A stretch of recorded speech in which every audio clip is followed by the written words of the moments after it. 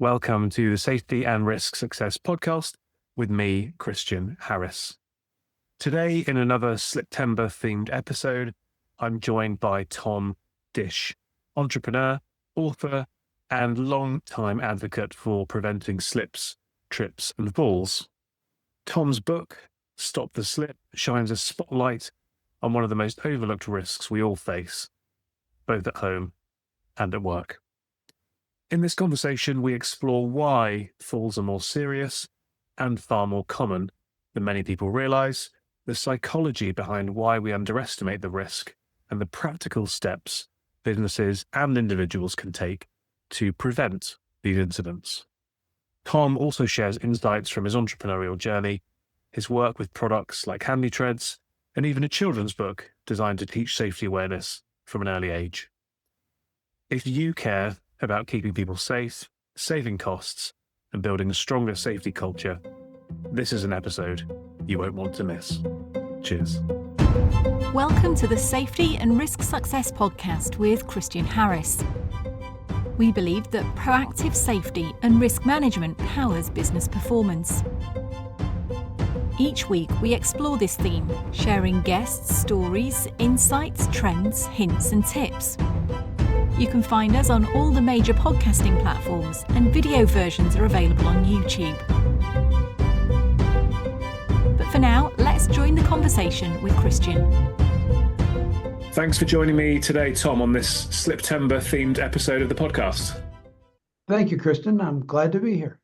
Yeah, so I wanted to talk to you for a while because obviously you have written a book, as I've done, about this topic, and our sort of paths have slightly crossed, but not properly crossed. So I thought it'd be great to have you on and hear a bit about things from your perspective. Yeah, no, I'm thrilled to meet you. I love talking to other people that are experts in the field.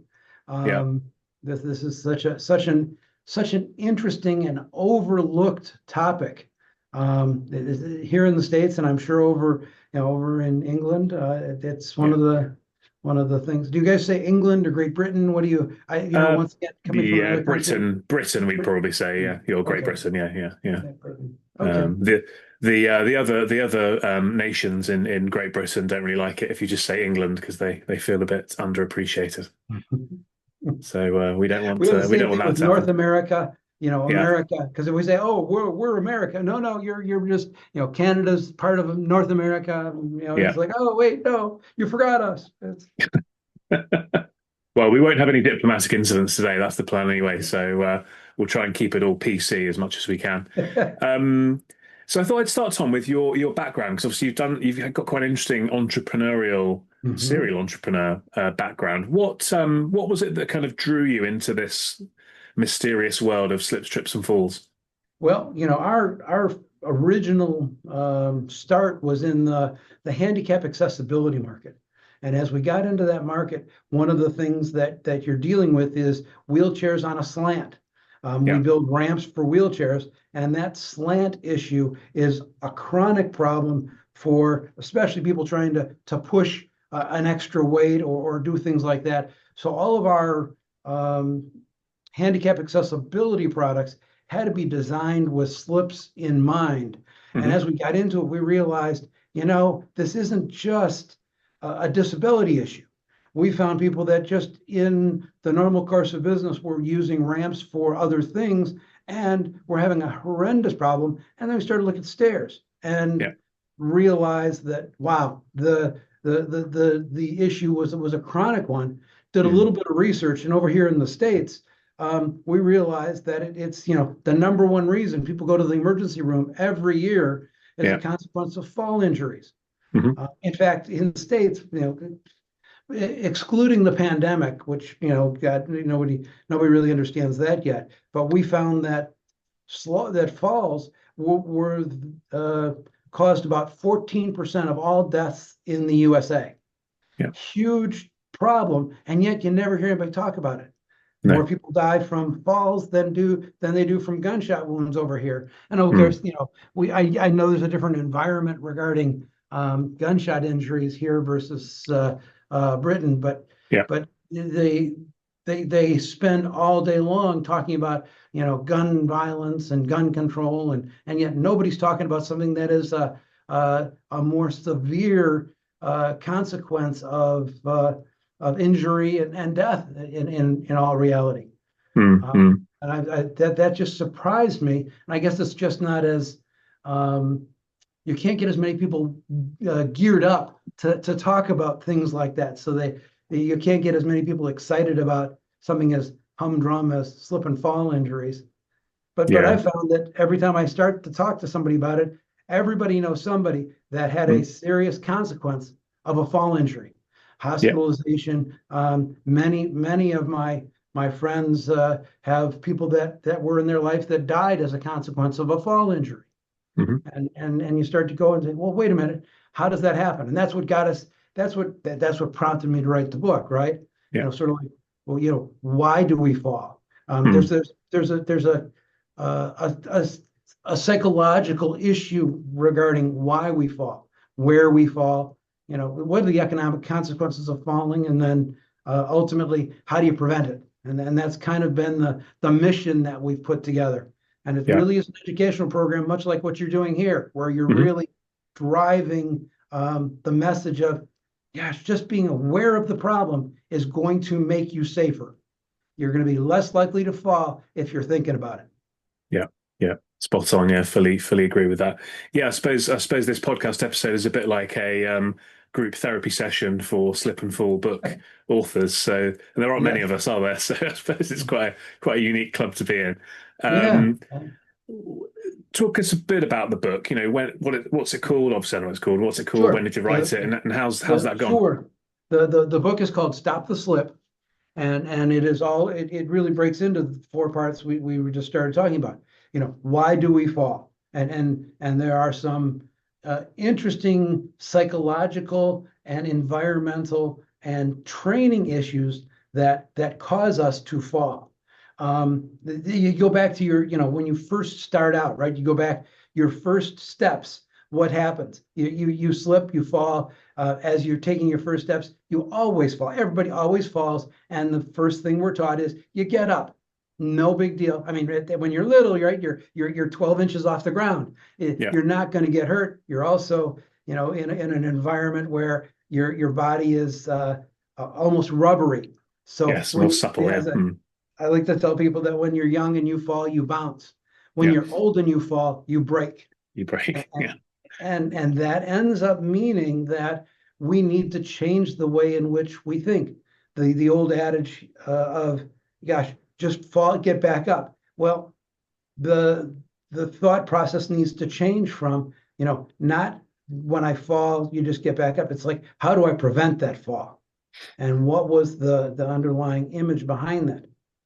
The other psychological issue that comes into play that creates fall injuries is that we all have a "that's not me" mentality. We all look at it and say, "Yeah, what's the German word? Schadenfreude, is it? Schadenfreude. That is, everybody laughs at it and thinks it's so funny, and it's a big joke. It's something that we all find amusing because people look silly when they're falling. So it becomes humorous. But in reality, and it's always somebody else is the issue. It's never, gosh, that's going to be me. What we need to do is think about it and say, you know what, that could be me without the right level of forethought. There's some studies that were done that we always think about in the future all of the positive things that are going to happen to us, and if you think about what really happens is it's a pretty fair mix of good and bad. So we're never thinking about how do I prevent the bad. We're always thinking about the vacation, the next thing we're going to do, and you're always looking forward to that, not thinking how do I make sure that I'm able to be able to do those things and be happy as life progresses. Yeah, that's definitely something that is true, isn't it? And there's that proximity bias as well. You think everything you're doing is great, and it's other people that are getting this wrong, and therefore, I'm doing fine, and Nobody's either I'm nobody's, you know, smarter than them. yeah, yeah, I'm more athletic than them. I don't need to, oh my God, how could they be so silly to slip on that? yeah, I would never do that until it is me. yeah.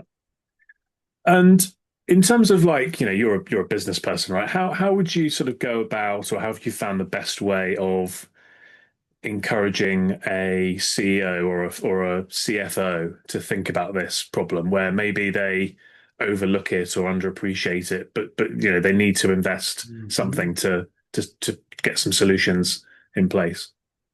That's a great question. Um, Workplace safety is very, very important over here. And I'm sure you guys we have OSHA. Yeah. Who do you have over there? What's the name of We that? have HSE is our equivalent of OSHA, yeah. Okay, and there are, in fact, the number one citation every year from OSHA here is fall injuries.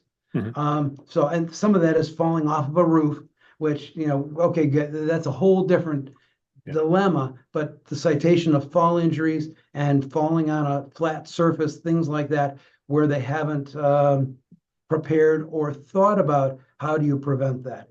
Um, the cost, when you start to look at the cost for a business person, isn't just the injury to the worker. It is also all of the uh, downtime for Hmm. the operation and all of the other consequences of risk that come with that. We all want. One of the things we preach here is I want my people to go home as healthy as when they came in the morning, and Yeah. that's my responsibility as a business owner to make sure that happens. So Yeah. if we see a risk issue, somebody spilled something, we are all over. What do we do to fix that? If we have a stair or an inclined surface, we are putting safety tools in place to make those situations safer. I can give you some examples like the Washington Post, where they print the newspaper here. If you think about a printing plant, one Mm. of the things they're doing is they're taking paper and ink, and both of those products create a dust when Yeah. they're being used, and that dust becomes almost like a ball bearing in the plant floor and especially on stairs. Hmm. And what we ended up doing is we went in and worked with the manufacturing facility where they were printing the paper and helped them figure out how do they make their stairs safer by putting in the right slip and fall prevention. Yeah. We've got an aluminum embossed surface that simply gets bolted down or screwed down to the stairs that raises up certain levels, just less than a quarter of an inch. Hmm. And what it does is it creates a non-slip button for Yeah. them to walk on, that all of the little ball bearings that are dust particles and things like that go below these bumps, and Yeah. it still enables people to be safer as they're going down the stairs. We find the same thing is true in homes, Hmm. where we have an affinity for hardwood stairs. We love the look of a Yeah. hardwood stair in a home and the beauty of that. No one wants to change that by putting something ugly on it. So you have to figure out a way to blend uh, your safety image with the safety of and the look of the home. Yeah. So we created a clear sort of rubberized surface that's a peel and stick surface that goes onto hardwood stairs. Hmm. And when you put it down, you see a little image, but it doesn't detract from the beauty of the hardwood stairs. And as one of the other things we found is that dogs, we love our dogs over here. We love our pets.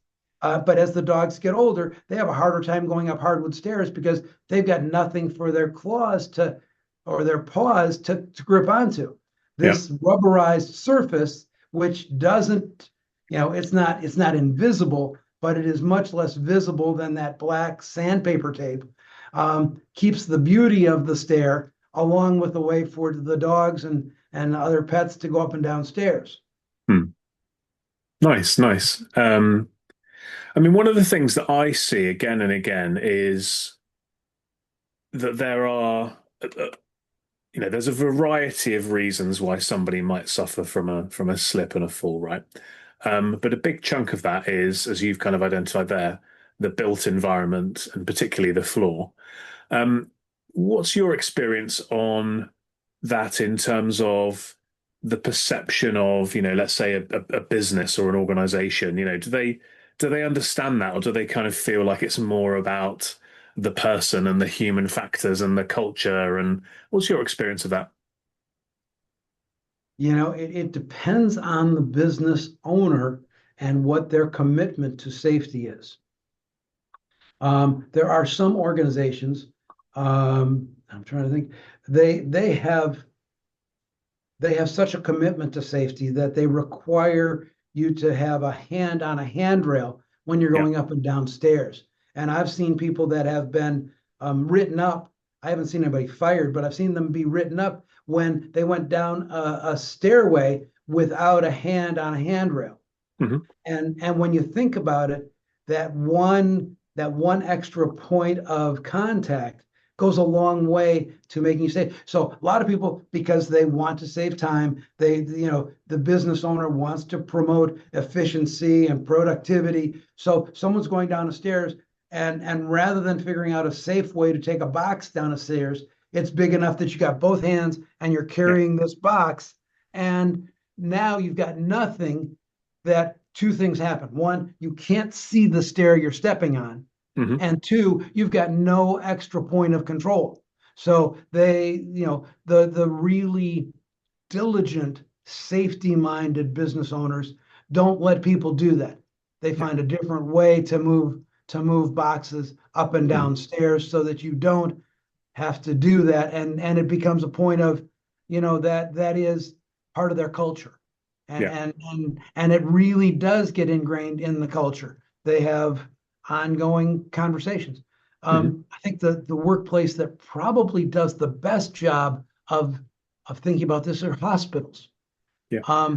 Slips and falls in hospitals are a multi pronged challenge, if you will, because not only do you have a lot of fluid on the floor, that's just the nature of a Yeah. hospital, but you also have people that are oftentimes on some sort of medication that distorts their perception, their ability to maintain their balance, things like that. Yeah. So hospitals have gotten very diligent in, what, if you've got, Mr. Patient, Miss Patient, if you need to go to the bathroom, you've got to bring in a nurse to help you in many circumstances so that you are minimizing that. And Hmm. they really make that a high level uh, priority, because they actually are evaluated by the organizations that come in and look at the hospital, and they're evaluated based upon whether or not they are minimizing and eliminating those risks for both patients and employees. Yeah. Yeah. Yeah. I mean, it's a very difficult environment, isn't it, as you say, because you've got that user who's going to be more susceptible to a fall of Mm-hmm. some kind. What about blame then? Because I find often when someone falls over, not so much in a home, but a domestic home setting, but in a sort of, let's say, a shopping mall or something like that. Someone slips or trips at the entrance, and the instinctive reaction seems to be one of blaming that person for rushing or not paying attention or wearing the wrong shoes or whatever it might be, rather than Or sort of flip flops. I introspectively. don't, Yeah, I don't know if you guys have flip flops over yeah, there. yeah, yeah, Oh my gosh, cause of many accidents is yeah, the comfort and appeal of a flip flop. Oh, yeah, or high heels. I mean, yeah. I can't tell you the number of high heel issues. Yes, there, and you know what? The individual does have some responsibility for the fall injury issue. But if the environment is correct and it's discussed and elevated as a priority, you're going to see a reduction. We're Yeah. never going to eliminate all accidents, right? There are No. just consequences that you can't control. Rain. I'm sorry, you're gonna have rain. Yeah. I don't know how. Sometimes I don't know what your temperatures are like, but here, at least I'm in the Midwest. So what you find is not only do you have rain, but as you get closer to winter, we get freezing rain, Yeah. and that adds to it. It's oh gosh, I didn't think it was that slippery, but all of a sudden yesterday was 60 degrees. This morning I got up, went outside, and lo and behold, we had frost, and the back porch is like an ice skating rink. Yeah. It's just a matter of awareness of your environment and being on a constant vigilant review of what's happening around me. Mm-hmm. And we can never escape gravity. I mean, people sometimes think these yellow. Gravity is not on our side as we get older. No, yeah, I think sometimes people think these yellow caution wet floor signs seem to have some kind of anti-gravitational force field. They seem to think they're going to stop people from slipping and falling. But my experience is they don't do much. But yeah, the conditions are definitely against us. Yeah, that's exactly right. So where, if we think about again, like in a business setting, where would you say you've seen the biggest sort of mistakes that the organizations make or things they overlook? Where are the blind spots? It's and I think you hit on it. It's the urgency, right? People are in a rush to do things. They are pressured to get things done more quickly. And when they start to prioritize urgency over common sense, you end up with that the opportunity for accidents to occur. Mm-hmm. Taking a deep breath and just realizing that sometimes safety is just one more thing that you need to do as a part of making sure you have a healthy and safe workforce. That I think that is the biggest issue is, yes, being faster isn't always smarter, isn't Yeah. always the most productive, because other things come in and bite you. And part of that might just be changing the culture to how do I work smarter, not faster. Mm-hmm. Yeah, I like that. One of the things that I see quite a lot is another kind of misconception issue, which is that people have this view that this is a very simple problem to solve. So I think aligned with what you've just said about the speed and the urgency, there's this kind of like, well, this is easy to solve. So they kind of rush into doing stuff that maybe might seem like it could be effective, but they're maybe not sort of getting that scientific data and really finding the right evidence. They're just kind of sort of put a sticking plaster on it. Well, to that point, the best organizations for managing this sort of stuff have a review process. That when an accident does come to or takes place, you basically have a review. You have a group that gets together and says, okay, now not what happened for the accident, because we know what happened there, but usually there's 1 or 2 or 3 steps before the accident that took place that enabled the accident to take place. And there were a couple of opportunities for people to address it before the injury took place, and putting that sort of a review and a reminder of, hey, when you see something, do something to help people prevent their coworker from getting hurt. Yeah, absolutely right. There's always signs that this could happen if you look at it with the benefit of hindsight and with enough depth. I think again, it's quite easy sometimes to gloss over this a little bit and maybe not go into that level of detail. So I think the organizations that are going to do well are those that take it a bit more seriously and and look into the subject in just a little bit more depth. You don't need to write a book about it like you and I have done, but um, don't just take the superficial approach. And I think Right. that's a real key to success. I would say. Yeah, yeah, no, it really is. And even, even highlighting the actions people are taking that that do prevent it, right? Hmm. The heroes in our world that, you know what? Oh gosh, I saw someone spill something. They may not have realized they spilled their coffee, but you go behind them and you clean up for them. Yeah, Those people are the unspoken heroes. They're the caring people in our community, the caring people in our workplace that are able to solve problems before they are problems, and they don't get the recognition no. that they deserve many times. Yeah, no, absolutely true. Yeah. And hopefully, everybody that's joining us today will be one of those caring people, because it's very likely that if you're listening to us or watching us, then you're in the safety and risk management profession. And, obviously, that's a key component of that work. So, Yeah. um, yeah, we thank you for everything that you're doing as well. Well, Um, it's very, you know what, it's very rewarding to be able hmm, to go home at night and you go, maybe just one person will avoid an injury as a result of something that we did. yeah. Well, that's what certainly for me, that's what keeps me going through the tough times, because obviously running a business is not all rosy. Mhm. There are tough times, and knowing that you're doing something that is beneficial to the world really does help you to get out of bed in the morning and keep pushing through and keep that resilience going. You raise a really interesting thing. I know here we talk about the motivation of workforce, right? Hmm. How do you find employees that that come to work and want to come to work, and how do you get the younger workforce to engage with your business? One of the things that we do in our business is we talk about how um, as a consequence of what we do, we're making people's lives better.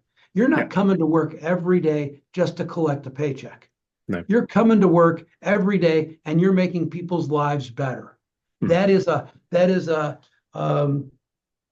way in which we found improves our ability to recruit employees and bring people to here that feel that they're giving back and not just taking from an organization or from the community.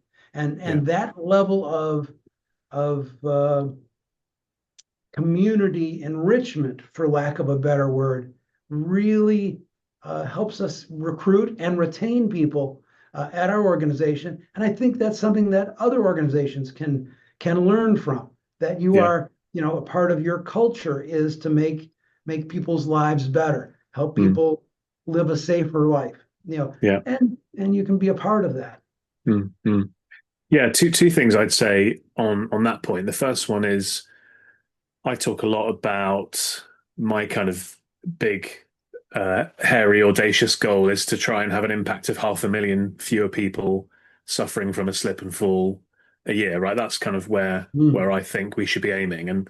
But I know I can't achieve that on my own. So that's why, I need my team, but I also need my customers and I need other people to, listen to this or read one of our books or come to a webinar or do something to sort of educate themselves and then get behind this idea that actually falls are not funny, they're not inevitable. We can do something about them and we should do something about them. So, definitely agree on that side. And to your point about using that sort of mission-led focus, I think that's the way the world is going. You see, again, we're not going to get political, but you see the kind of political activism around causes, and actually, there's a lot of that which comes into business practices in terms of like procurement and sort of not greenwashing and I do feel like for the businesses of the future,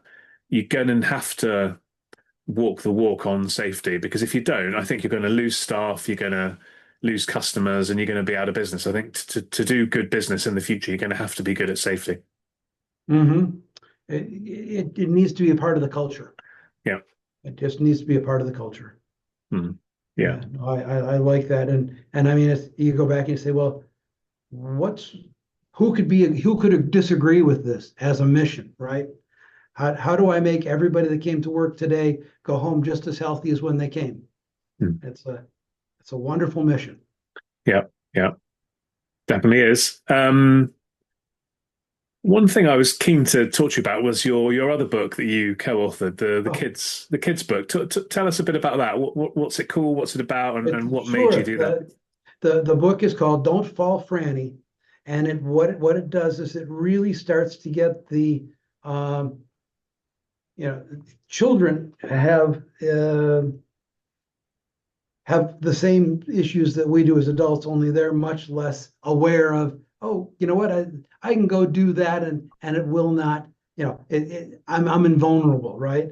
Yeah. And the whole thing was embracing the how do you not take risks? And if you're going to take a risk, gosh, wear a helmet. Mhm. Do those sorts of things like on a skateboard or things along those lines. And it starts to get that how do I avoid fall injuries mentality into the minds of children. We did it in a fun way. Cute children's book, lots of pictures, lots of here's how this works, and here's one of the things that you can see as a kid as just in your going through in your everyday life, and it becomes another one of these bedtime stories that puts it in someone's mind that I just need to be a little more aware. I can be just a little safer. And while kids never think about I'm going to be safer, if it's just in the back of their mind that, oh, you know what, that's a fall injury. I'm not gonna go running down those stairs. Mm. You've now built in a culture even in youth of safety. Yeah. And that was the reason we wrote the Don't Fall Franny book. Just Nice. once again another way for us to help people, help children even figure that out. Yeah. No, that's great. What kind of age is that aimed at? That is everything from like 5 to, well, one of the first readers up Yeah. through sort of a 7, 8 year old Yeah. mental. That's Yeah. and it's more of a read with your children type of book. Yes.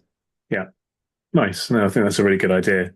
Um, One of the things that, I think is an opportunity for people of the same kind of mindset as you and I is engaging with the younger people, in schools and universities and stuff. I'm actually looking at doing some sort of guest lecturing in some universities even, because I think, if we can get people in the right sort of mindset about these things early, then obviously there's more chance that they'll carry that through their lives, isn't there?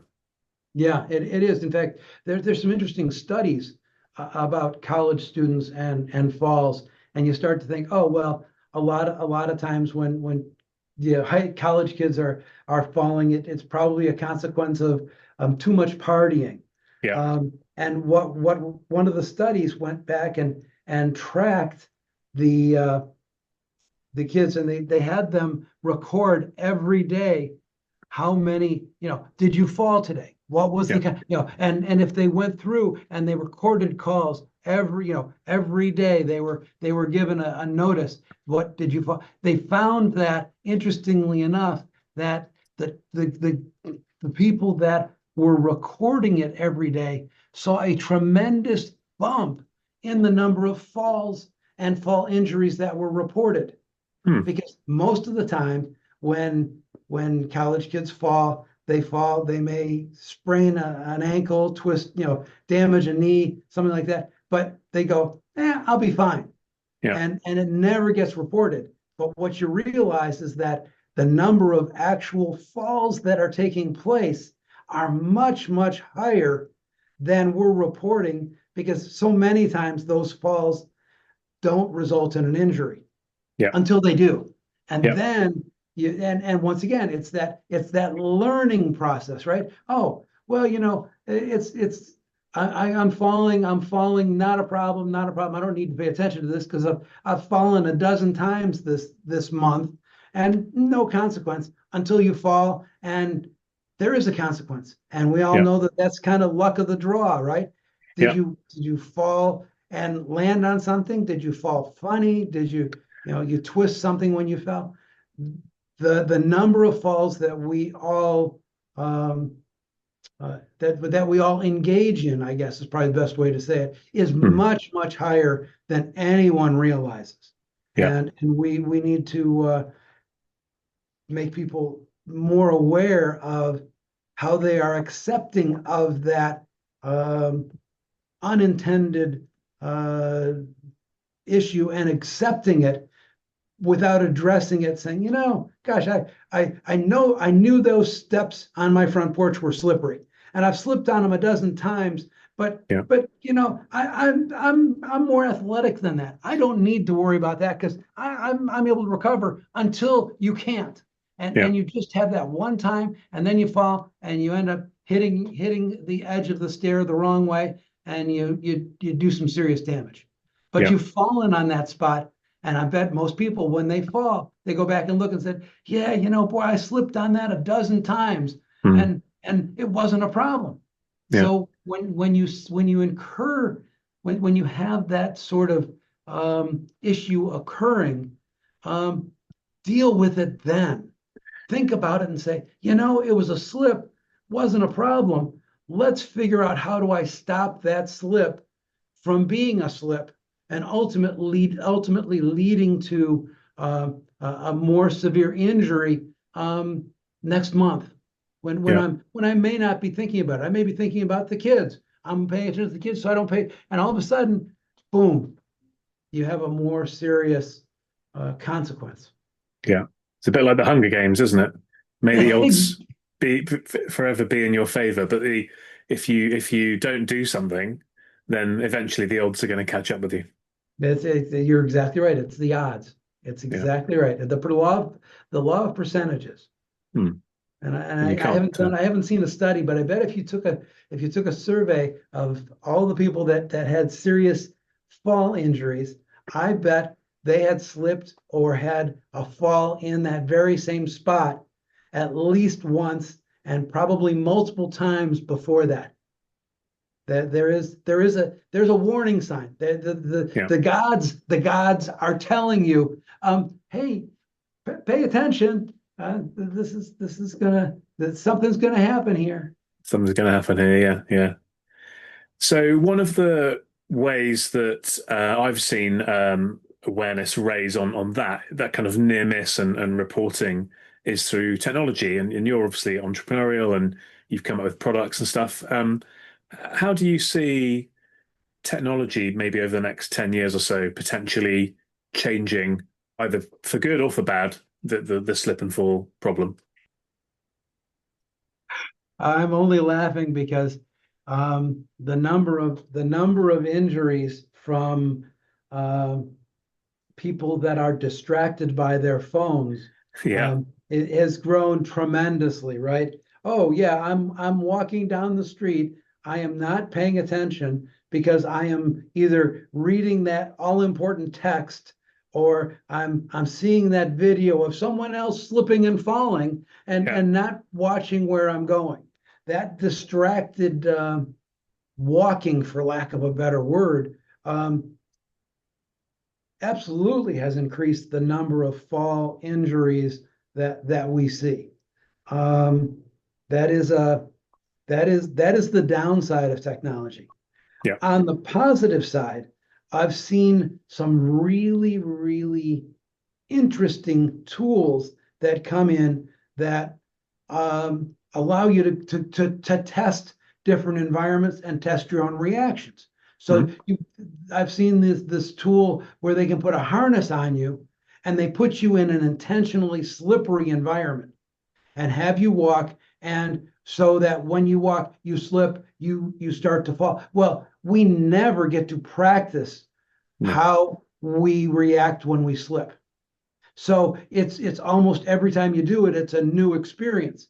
That level of technology, that level of training, as we get older, can be tremendously valuable. Just like, oh, if I'm playing football, hey, all of those drills I'm doing are teaching me how to be a better football player. I now know that I can do this, I can do that, and I can do all of these things that lead to a better outcome. Without that sort of training, we as normal people never get that insight. And I think if they had more of these tools available to not people that have been hurt, but the people that are out there, I mean, I would say almost put them in the gym, put them at the rec centers, and let people test them just so they can get a feel for how does this feel when my foot starts to go right or left? And what am I doing in order to minimize the consequence of that? That level of technology and insight and support, if we did it, would go a long way to reducing the consequence of falls. Because I think we're all going to fall, right? People would still fall. Yeah, exactly. Yeah. It's just a matter of when you fall. Did you fall correctly? They teach that, they teach that when you're parachuting, right? They teach. Yeah, and in like martial arts and things as well. Yeah, you kind of because you're getting knocked over all the time. You're learning how to fall, and you only have that split second, don't you, to react. So if you've never fallen before, your instincts are not going to kick in, and you might do something that's actually going to make it worse for yourself when you fall. So yeah. Think about when you put your hands out, right? How many times is the injury? Oh, you know what? I fell, but I didn't hurt my knee, didn't hurt my leg, but I broke my wrist. That is not uncommon. Yeah, big number of. I mean, in the UK, I think it's every 3 minutes there's a broken bone from a slip. So lots and lots of risks. That doesn't surprise me. No, lots and lots of risks. And it's, and I don't know if well, I'm sure you're probably facing the same thing we are, which is an aging population. Yeah, absolutely. Yeah. As there are more and more people living longer and longer lives, this is, one of the higher risks. And the risk isn't only from the injury you get from the fall. I mean, falls actually are the #1 cause of traumatic brain injury, which is another issue we haven't even touched on. But it also, as you get older, the lack of activity, the lack of mobility increases weight. It increases the risk of pneumonia and other respiratory issues, because the death from falls doesn't necessarily come from falling and dying as a consequence of the fall. It is falling, and then the resulting change in your lifestyle ultimately impacts your longevity. And they say, well, they died from pneumonia. Yeah, except they got pneumonia as a result of having a broken hip, and then they were laid up, and it caused all these other respiratory issues. Yeah. Huge knock-on effects that often just don't get considered. So hopefully people will, having joined us today, take a bit more care and attention and think about these things in a bit more detail. So wrapping up, Thom, for someone listening to this, likely to be a health and safety professional within an organization, what would be the one step that you'd recommend that they take as a result of this conversation to try to mitigate this risk of falls? Yeah, the number one, in the book, I have an acronym called ALERT, which basically talks about, first thing you do, awareness. Be aware of the problem. Second, learn from your experiences, right? We talked about that already, that, gosh, you know where the problems are. You're smart enough to know them. You just choose not to address them because you've convinced yourself it's not going to be a problem in the future. You need to address things early. You need to address not only the problems early, but you need to make sure that people are educated while they're young that, hey, falls aren't necessarily a good thing. When you're learning to walk, that's fine. But as you get older, it's not. You need to learn. You need to learn early that falls are not your friend. You then need to react to the things you've learned, the things that are going on around you. And finally, you need to train people. You need Yeah. to train them on how do they fall, how do they manage the environment around them. So if you follow that ALERT acronym, aware, learn, early reaction, react to the situation, and train, you can resolve to reduce these issues, these fall injuries. Love it. Love a good acronym. I've got lots Yeah, of those in my book as well. So, that's great. which is going to be winging its way to you over I'm the pond excited. sometime I'm soon. So excited. yeah, look forward Thank you. to hearing Thank your you for what you feedback. do. I Yeah, mean, I'm the same. Yeah, this is exciting to talk with another person who has as much enthusiasm and energy yeah. about how to address this and really chronic problem. Hmm. And we just haven't elevated it to the level that it needs to be based on No, problems it causes in our society. yeah, yeah. I don't know about you, but I feel like we are moving in the right direction. If we take, for example, architects. So, I started working in this field sort of 15 years ago or something like that, and architects had a very rudimentary understanding, whereas now most architects are at least sort of specifying slip resistance in the right kinds of areas. Sometimes they get it a bit Mhm. wrong, um, but it's much, much better than it was. So I think that it is, Yes. what we're doing is making a difference. So that is good. Yeah, no, you're absolutely right. It's not only that, but you also see it in the building materials. Yeah. If you look at the building materials that are being put into homes, there's a slip resistance now that is posted on almost all of the flooring that Yeah. was never there, even Hmm. as recently as 10 years ago. Yeah. And I know I have a bathroom that had a marble floor, and it was the most beautiful bathroom. Except I'd get out of the shower and it'd be like, okay, good. Every time I get out, this is an accident waiting to happen. And it was a challenge to convince myself that, okay, yeah, beautiful bathroom. I've got to take that out and replace it. Yeah. And then Yeah. I had to do something different that had an ingrained safety feature built into the floor. Hmm. And it had two things. One, it's a heated floor now, and Yeah. at the Nice. same Yeah. time, it's a non-slip, not a rough surface, but it certainly isn't a polished marble. Yeah. Yeah. Practical things can make a big difference. And speaking of practical things, obviously you've got a range of we've got your book, you've got your resources, they've got your products that you make and sell. Share where the audience can learn a bit more about all of those things and engage with what you're Sure. up to. For the stop and slip category, you can go to handytreads.com, HANDITREADS.com is a great resource where you can actually look at. We have a configurator where you can talk about your slip and fall situation, and then we will give you a list of different tools you can use to address a very specific challenge you have in your community. And of course, they Nice. can always just call us, in the States, and the phone number there is 847-680-7700.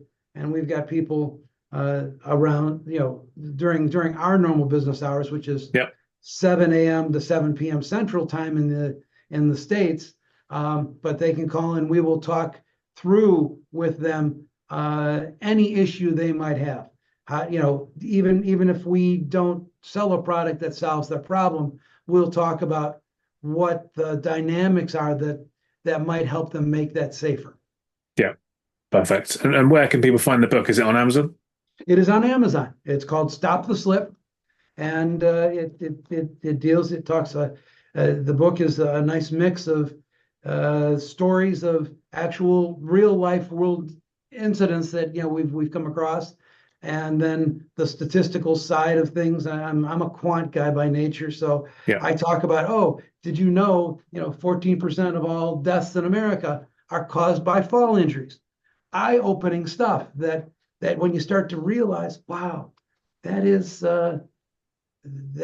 something that might just come up and affect me or someone in my life. So Yeah. so Perfect. that's what it is. Perfect. And LinkedIn is a good place for people to connect with you. You can find me on LinkedIn. It's ThomDisch. So I put an extra letter both in the first name and last name just to balance them out. Well, you didn't. Your parents did. Yeah, well, that's exactly right. Good stuff. Thank you so much, Tom. Really enjoyed Thank chatting you. to you. It was my pleasure. And and as you said, it's great to share a conversation with someone else that's dedicated to solving this problem, and it absolutely is a problem that is worth solving and one that we should all rally behind and try to solve. So yeah, really appreciate it. Well, thank you for the work you do. It's good to see somebody out there, fighting the good fight. Good stuff. Thank you, Tom. And thanks to you for joining Tom and I on this episode. And we will see you again next week. Cheers. Thank you. Bye-bye. Thanks for joining us on the Safety and Risk Success podcast. If you've enjoyed this episode, please hit follow and do share on social media. Does anyone you know spring to mind as a great guest, even yourself?